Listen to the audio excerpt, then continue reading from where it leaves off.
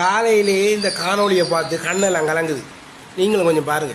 இது 5 வயசு பையனுக்கு சரியா இருக்குமா சார்?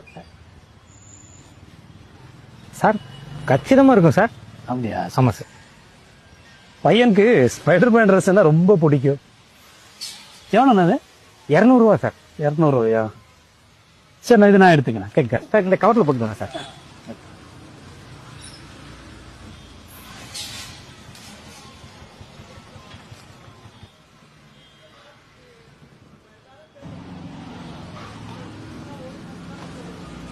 Thank you sir.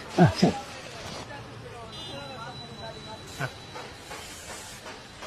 சார், அவரே கண்ணு தெரியாதவரு ரோட்ல வியாபாரம் பண்ணி குழப்பம் நடத்துறாரு. அவர்கிட்ட 200 ரூபாய்க்கு 100 ரூபாய் கொடுத்து ஏமாத்துறீங்களே, பாவம் இல்லையா? பிரதர், இந்த காலத்துல பாவம் புண்ணியம் எல்லாம் பார்த்தா உழைக்க முடியாது. சரியா? கவர் கொடுங்க பேசாம.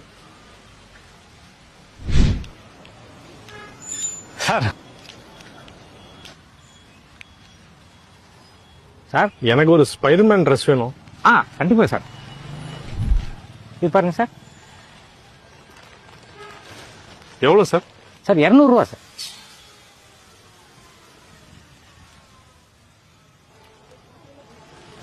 என்னங்க சார் 200 ரூபா? சார் சார் ஒரு நிமிஷம். 500 ரூபா கொடுத்துருக்கீங்க. இருங்க சார், 300 ரூபா சேஞ்ச் தரேன்.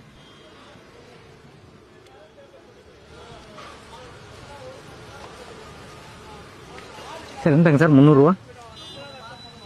சார், இதுக்கு முன்னாடி துணி வித்தீங்கல்ல, அவர் 200 ரூபா நோட்டுன்னு சொல்லிட்டு 100 ரூபா நோட்டு தான் உங்கள்கிட்ட கொடுத்தாரு. அது உங்களுக்கு தெரியலையா? அது எனக்கு தெரியும் சார். பாவம் குழந்தைக்குன்னு கேட்டாரு. கண்ணு தெரியாதவனை ஏமாத்தி கொடுக்குற அளவுக்கு ஏதோ பிரச்சனை போட்டிருக்கு அவருக்கு. பரவாயில்ல, விடுங்க சார். நான் வரேன் சார். மற்றவங்க எப்படி வேண்டாலும் இருக்கட்டும், நாம நமக்கு உண்மை அறிக்கமா நேர்மை அறிக்கமா அந்த நிம்மதி போதும். தன் வியர்வையிலும் உழைப்பினிலும் வாழ்வை கண்டு தொழில் புரிந்து உயிர் வளர்க்கும் ஏழை அவன் இதழ் மலரும் சிறு பொலியை கேட்டேன். அந்த சிரிப்பினிலே இறைவனை நான் பார்த்தேன். அந்த சிரிப்பினிலே இறைவனை நான் பார்த்தேன். பாசமுள்ள பார்வையிலே கடவுள் வாழ்கிறான். அவன் கருணையுள்ள நெஞ்சினிலே கோயில் கொள்கிறான்.